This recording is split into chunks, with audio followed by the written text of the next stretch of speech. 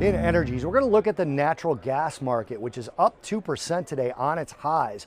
Traders are pretty focused on the OPEC meeting, while natural gas has actually been up 3 of the last 4 days, still not getting through resistance. Crude oil has done that, although it's gotten to the top of its channel. Natural gas is showing a short-term spike that likely isn't going to continue. It's not a guarantee of that, and it's not necessarily a seasonality thing either, but the seasonals are definitely a headwind for what's been happening with natural gas, and that has to do with weather.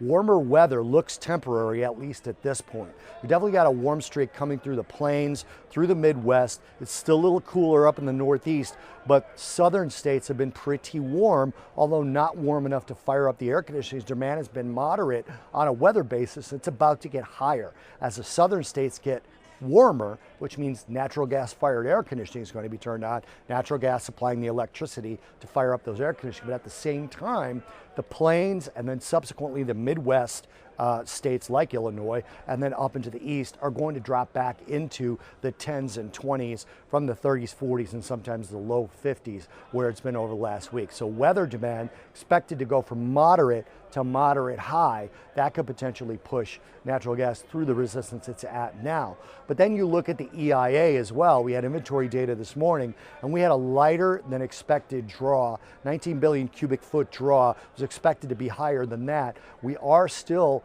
minus 9 billion cubic feet in deficit for inventories. A lot of that pointing to higher prices, but again, as you see the production ramp up and as you see us come toward sort of the middle post-holiday session of natural gas, the seasonality really starts to get to be a headwind. So it could go either way here. We have to look for it to break resistance. Again, crude oil broke through some middle of the road resistance, getting up to the high of its recent range, hasn't really broken that as well. So natural gas, really the story today, despite the OPEC meeting.